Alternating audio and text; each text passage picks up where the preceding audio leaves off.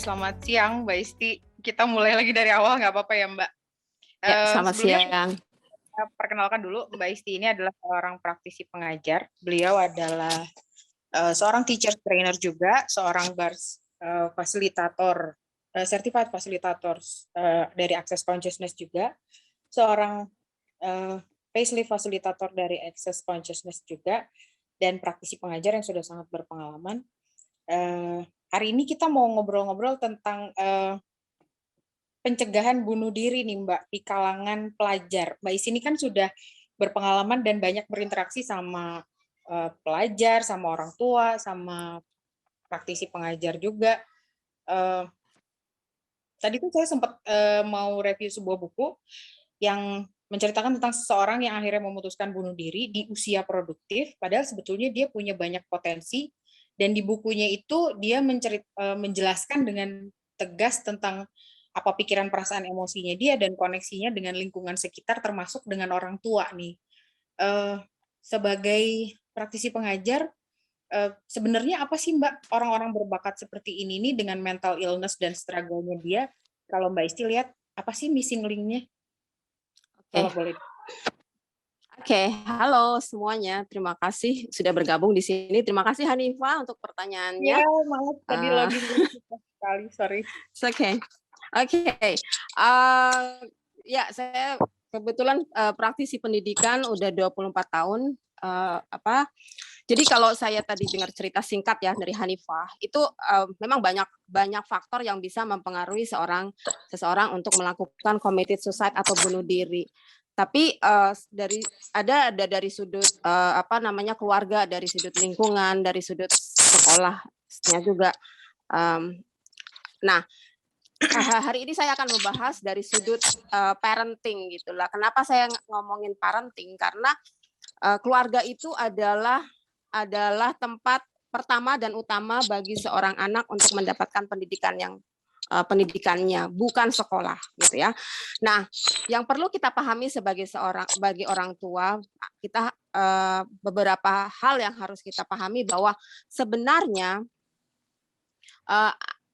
anak-anak ini sebenarnya yang memilih kita sebagai orang tua gitu ya, bukan kita yang memilih mereka menjadi anak kita, tetapi mereka yang memilih kita menjadi orang tua.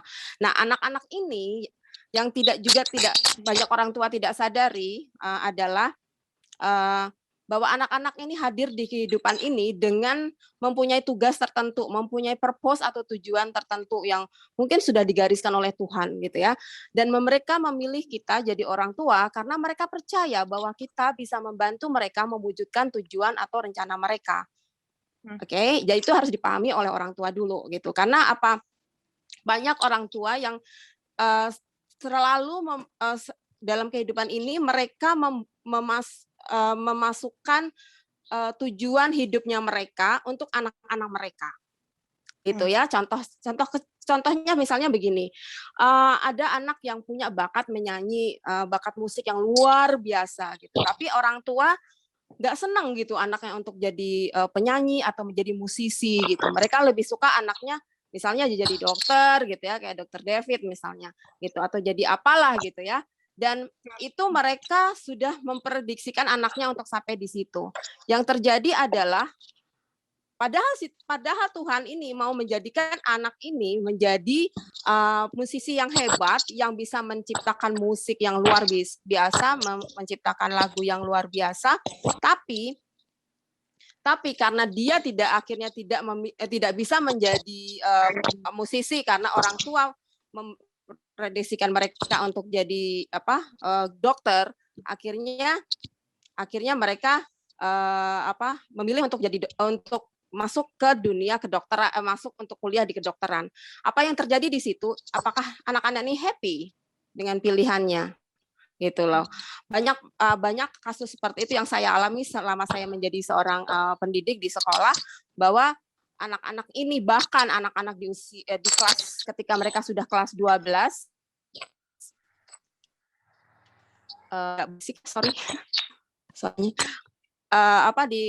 ketika mereka di kelas 12 pun anak-anak ini tuh nggak tahu loh mau jadi apa, mau memilih cita-cita apa, mau kuliah di mana, itu mereka nggak tahu. Apakah salah mereka? tidak 100% salah mereka. Karena apa? Karena dari kecil mereka ini tidak diberikan trust oleh orang tua untuk memilih sendiri apa yang sebaiknya, memilih sendiri apa yang mereka mau gitu. Nah, baca buku Conscious Parenting, Conscious Kids gitu ya, dari pengarangnya orang-orang dari Access Consciousness, itu ada 5 elements of conscious parenting gitu. Yang pertama adalah bahwa kita itu harus honor, menghormati anak gitu ya. Kita harus menghormati anak bahwa mereka tuh punya pilihan sendiri. Anak mau jadi apa? Bahwa mereka in charge of their own life. Gitu ya. Kita mempercayai bahwa anak kita ketika dia telah memilih, dia akan berusaha sendiri untuk mewujudkan cita-citanya itu. Kita sebagai orang tua hanya menjadi facilitator, kita menjadi supporter. Oke. Dan yang ketiga itu adalah allowance. Melihat anak seperti dia apa adanya. Oke, melihat dia seperti dia adanya.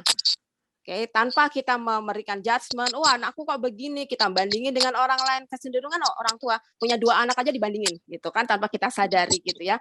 Dan apalagi bandingin dengan orang-orang di sekitarnya. Kalau ngumpul nih misalnya nih Hanifah ngumpul dengan ibu-ibu di sekolah anaknya gitu ya. Ada kecenderungan nggak anak tua itu anakku bisa gini, terus kitanya gini, anakku bisa apa ya gitu. Nah, ketika pulang anaknya dipush untuk bisa seperti anak-anak seperti teman-temannya gitu. Nah, itu kita tidak allowance terhadap anak. Terus yang keempat adalah being vulnerability gitu, menerima tanpa adanya judgment atau penghakiman. Seperti tadi, mirip-mirip seperti allowance gitu ya. Dan yang terakhir adalah kita tuh sebagai orang tua harus gratitude, bersyukur seperti apapun anak kita. Gratitude itu hal kadang kita lupakan, tapi hal bukan kecil, seharusnya ini menjadi sesuatu yang besar dalam kehidupan kita, sehingga kita mensyukuri apapun kondisi anak kita. Anak kita berbeda dengan orang, kita syukuri, karena dia adalah anugerah Tuhan yang seperti saya bilang di awal, dia punya purpose atau tujuan hidup yang akan dia accomplish ketika dia ada di dunia ini gitu. Dan kita sebagai orang tua harus membantu mereka.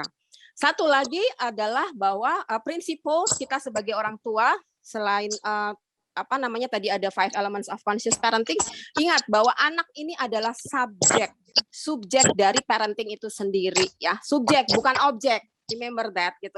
Kadang kita ya itu tadi bolak-balik menjadikan dia sebagai objek. Jadi kita berpikirnya adalah gue mau ngapain nih anak gue gitu. Saya mau ngapain anak saya nih supaya dia mencapai gini. Gitu ya, Mbak.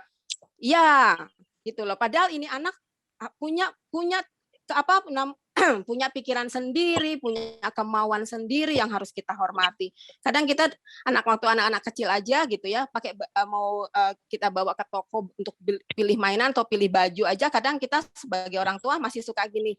Itu nggak bagus deh, itu mahal dan sebagainya misalnya. Nah, bagaimana kalau kita memberikan trust dan respect gitu ya, dan allowance dan vulnerability kepada anak-anak kita, gitu, Hanifah. Kalau halo tadi yang itu jelasin gitu ya, kalau Nifa tuh jadi terbayang dari sudut pandang si anak itu sendiri ya Mbak, karena memang beberapa Nifa juga lihat parenting itu kan anak itu jadi ini anak mau digimana ini anak mau digimana ini, tanpa benar-benar melihat sebenarnya ini anak potensinya apa sih gitu, apa sih yang dia pikirkan, apa sih pendapatnya dia gitu, point of view-nya dia apa sih gitu kan. Nah, dampaknya itu gede banget buat Mbak ya. Banget. Anak yang tidak punya percaya diri itu karena dari kecil tidak diberi trust dan respect sama orang tua. Gitu. Dan ketika dia tidak selalu dipatahkan kepercayaan dirinya gitu ya, tidak dihormati, tidak dihargai, ya bisa saja terjadi bunuh diri. Karena dia dan anak-anak tuh juga suka bingung ya mau pergi kemana untuk berkeluh kesah gitu. Di orang tuanya sudah diblok gitu ya. Mau ke sekolah gitu. Di sekolah tuh juga punya banyak ekspektasi sama anak gitu sebenarnya. Punya banyak secara akademik ekspektasi kita memang tidak bisa mengubah sistem pendidikan karena itu di luar kemampuan kita sebagai orang tua atau kemampuan kita sebagai masyarakat. Tapi sebagai orang tua yang harus kita adalah itu tadi 5 elements of conscious parenting. Jadi ketika ada ekspektasi, ketika ada sistem pendidikan bahwa anak harus lulus dan sebagainya, oke, itu oke, anak lulus, tapi kita tidak memputing ekspektasi bahwa anak harus juara, karena harus dapat nilai sekian dan sebagainya. Itu banyak anak yang bunuh diri karena mereka terlalu dituntut untuk menjadi juara kelas, menjadi ini. Di pengalaman saya sebagai pendidik, banyak anak yang selalu dituntut seperti itu oleh orang tuanya, itu stres luar biasa. Gitu. Nah, ini kita ngomongin juga kebetulan kemarin kan ada mental health day ya, Hanifah ya, gitu Iya, kan. betul. Nah, mungkin pertanyaannya adalah siapa dulu sih yang harus dibenerin nih mental health-nya gitu kan? Iya, betul. Siapa dulu yang dibenerin, anaknya atau orang tua ya kan? Orang tua atau anaknya. Dalam hal ini orang tua dulu yang harus dibenerin. Gitu. Kenapa? Karena kita sebagai fasilitator anak, kita sebagai supporter anak. Anak kan umurnya jauh di bawah kita dan secara financially kita yang lebih mampu dan sebagainya. Jadi kita dulu yang harus dibenerin gitu sebagai orang tua. Kita dulu yang harus membuat diri kita happy gitu. Ada banyak persepsi bahwa di orang tua gitu ya, di orang tua selalu bilang yang penting anak-anak saya bahagia, saya mah belakangan. That's totally wrong sebenarnya. Karena sebenarnya yang harus bahagia dulu adalah orang tuanya. Kenapa? Kenapa orang tuanya dulu harus bahagia? Karena dengan dia bahagia, dia bisa memberikan kebahagiaan untuk anak-anaknya. Gitu. Ya. Karena pada dasarnya Ya. sebenarnya anak-anak itu kan mereka punya kalau ngomong soal masalah mental health itu tadi ya, mereka juga sebetulnya sadar kok, aware juga sih kalau misalnya mereka punya masalah atau mereka punya hal-hal, dan memang aku juga pernah beberapa kali menemukan problem utamanya memang biasanya proyeksi dari orang tua itu tadi, Mbak. Misalnya kayak orang tuanya tuh ahli hukum dan sementara anaknya lebih suka psikologi nih. Oh, kok kamu nggak sama kita ya gitu kan? Dan terus dipush untuk jadi ahli hukum, yang terjadi ya akhirnya ya itu tadi gejala bipolar lah, gejala depresi segala macam gitu. Dan itu sangat disayangkan sih sebetulnya kalau sampai terjadi gitu ya. Mbak Isti, kalau kita ngelihat sekarang nih berhubung sekarang kita lagi ngomongin soal mental health, secara pengalaman Mbak Isti selama 24 tahun, ada nggak sih Mbak pengalaman-pengalaman yang menarik gitu yang bisa Mbak Isti bagikan gitu, dan apa sih sebenarnya tips yang bisa Mbak Isti bagikan ketika kita nih sebagai orang tua, atau mungkin kita lihat di sekitar kita ada anak-anak atau orang tua yang sepertinya memerlukan sedikit suggestion gitu. Karena kita nggak mungkin kan Mbak, maksudnya kayak datang gini gitu kan, nggak mungkin juga kan. Ya, gimana sih nih caranya kita itu gitu. Banyak cara untuk orang tua ataupun anak-anak untuk mempunyai mental health gitu ya, untuk membuilding mental health gitu. Any methods, any techniques that suitable for them, just take it gitu. Tapi kita di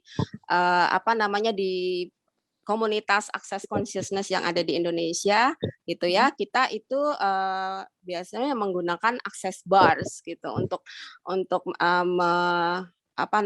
mengatasi masalah-masalah mental illness gitu ya, mental illness misal. Jadi access bars itu sangat-sangat membantu. Saya sering merasakan gitu ya, 2 tahun sebelum saya mengenal access bars, saya itu orang yang mudah marah loh. Mudah marah banget gitu loh, gampang emosi dan sebagainya gitu. Ada apa sedikit langsung terpicu gitu loh. Nah, ketika dengan access bars ini itu membuat saya lebih ease gitu, lebih nyaman, dan akhirnya membuat mentally lebih sehat, dan of course membantu saya untuk melakukan parenting lebih baik. Gitu. Karena sebetulnya kalau bicara tentang bars kan sebetulnya banyak Mbak, kayak di luar sana gitu, NLP, hipnoterapi segala macam gitu ya, dan mereka ini di luar itu sekarang tuh udah mulai aware dengan sebenarnya kesehatan mental itu penting juga, sama pentingnya dengan kesehatan fisik. Nah, bars ini kan bisa dibilang jarang terdengar ya kalau di dunia luar gitu. Mungkin bisa diceritakan sedikit tentang itu Mbak, dan sebenarnya bars ini apa sih dan apa kegunaannya gitu? Oke, jadi access bars ini adalah suatu treatment gitu ya, suatu teknik gitu untuk suatu teknik dengan melalui elektromagnet yang ada di kepala kita gitu ya. Dan itu tujuannya adalah membuang sampah mental. Sampah mental itu bisa berupa emosi, pikiran, perasaan gitu ya, yang sudah tertanam lama banget di kepala kita gitu ya, di otak kita lama banget gitu. Dan kalau nggak dibuang itu tadi numpuk, akhirnya bisa menjadikan orang kayak mudah marah, mudah emosi gitu ya, sedih berkepanjangan, menjadi anxiety, frustasi dan sebagainya gitu ya. Jadi kalau ibaratnya sebuah komputer, komputer yang sudah dipakai lama itu kan banyak banget file-filesnya gitu ya. Tanpa kita sadari file-files ini kalau kita nggak buang-buang akhirnya membuat komputer itu jadi ngehang gitu ya. Jadi bahkan bisa kemasukan virus dan sebagainya. Nah, si mental kalau tadi saya bilang sampah-sampah mental itu nggak dibuang, buang-buang, itu lama-lama bisa jadi efeknya ke fisik kita, jadi penyakit fisik gitu. Dan ketika orang sudah, bagaimana kita bisa bahagia gitu loh, kalau sampah-sampah itu masih ada dan akhirnya membuat kita menjadi sakit fisik, gimana kita bisa bahagia kalau fisik kita juga sakit gitu. Tadi kan Mbak Isi sempat cerita tuh tentang orang tuanya dulu nih yang harus dibahagiain. Istilahnya mereka harus bahagia dengan diri mereka sendiri, baru kemudian mereka bisa istilahnya berfungsi dengan baik sebagai orang tua yang mengajar anak-anak gitu kan. Ini Bars ini juga sebenarnya bisa jadi salah satu terapi yang bisa digunakan ya Mbak, karena kan selama aku belajar Bars itu kan serunya dia nggak perlu cerita panjang lebar kan. Ngelihat orang tua itu terkadang kalau aku ngelihatnya mereka sendiri juga mungkin bukan dari mereka gitu, tapi dari warisan sebelumnya gitu loh. Mbak Isti, selama Mbak Isti mengajar ini, seperti tadi aku tanyain belum Mbak Isti jawab, pengalaman-pengalaman unik apa sih yang Mbak Isti hadapin gitu kalau ketemu orang tua atau anak gitu yang agak unik, mungkin yang bisa di-sharing sama kita. Aduh, banyak banget ya. Saya pernah ya ada pengalaman ini ya, yang pengalaman bagaimana orang tua itu putting too much expectation atau apa. Oke, jadi saya pernah jadi di sekolah saya yang lama itu ada yang namanya student-led conferences gitu, di mana student-led conference ini anak dia menunjukkan hasil karyanya, hasil pekerjaannya selama 1 tahun ke orang tua. Nah, saat itu ada satu keluarga yaitu ibu, anak dan ibu dan bapak gitu ya, bertiga. Baru 10 menit gitu di dalam kelas gitu ya, mereka jadi anaknya tuh kan jelasin gitu ya. Nah, tiba si bapak ini keluar gitu, dari ruangan kelas itu gitu. Terus saya ada di koridor, saya tanya ke bapaknya, "Loh, Pak, kenapa di luar gitu? Kan harusnya di dalam." gitu. Saya bilang, "Iya, anak saya istri saya menyuruh saya keluar." gitu loh. Istri saya menyuruh saya keluar gitu. Dan setelah saya find out ternyata apa yang terjadi? Selama di dalam kelas tadi ketika anaknya sedang presentasi ke orang tuanya, si bapak ini yang terjadi adalah selalu mengkritik, always criticize the child. Jadi dikritisize gitu. Anaknya nangis loh di kelas itu gitu. Sementara di kelas itu tidak hanya keluarga mereka, ada 3 keluarga lain gitu yang melihat gitu. Ada gurunya juga gitu. Akhirnya sama istrinya disuruh keluar bapaknya gitu loh. Jadi kalau kita lihat dari sisi si bapaknya ini sebenarnya juga ada mental health gitu ya, orang yang bapak ini tidak allowance gitu ya sama anaknya, tidak vulnerability sama anaknya. Dia banyak banget judgement, banyak sekali penghakiman, banyak sekali judgement. Anak saya kurang di sini, anak saya kurang di sini gitu. Karena sebenarnya si orang tuanya sendiri dia tidak honor, tidak trust, tidak allowance, tidak vulnerability dan gratitude tentang dirinya sendiri. Jadi ketika kita melakukan parenting, yuk kita beresin dulu kita sebagai orang tua tentang apakah kita honor diri kita sendiri, apakah kita trust diri kita, apakah kita being allowance atau kita being vulnerability atau kita selalu gratitude terhadap diri kita sebelum kita melakukan itu ke anak-anak. That's the key sebenarnya. Keren. Iya Mbak. Nah, berhubung waktu kita udah mau hampir habis, saya mau tanyakan satu pertanyaan nih Mbak. Terkadang kita itu punya kesulitan untuk reach out dan mencari siapa sih orang-orang yang bisa mengerti kita dan bisa bantu kita dan benar-benar ngeluarin kita dari, sepertinya kan ini blunder ya terkadang dari orang tua, anak lari ke orang tua, berputar-putar di situ tanpa menemukan ujung gitu kan. Kalau kita memiliki masalah-masalah seperti ini dan kepingin cari tahu lebih banyak tentang conscious parents, tentang apa itu access bars, mana kita bisa hubungin Mbak? Oke, kita bisa ke Hidup Ceria satu ya, ada di atau tadi link yang dikasih hidupceria.com ya kalau nggak salah, hidupceria.com sih. Oke, hidupceria.com. Lalu bisa juga kontak teman-teman access bars facilitator yang ada di seluruh Indonesia. Bisa juga kontak saya. Saya ada di www.hidupceria.com. Ya, bisa kontak di situ. Itu nanti bisa disalurkan. Anda ada di kota mana, nanti dicarikan bars facilitator atau praktisi terdekat.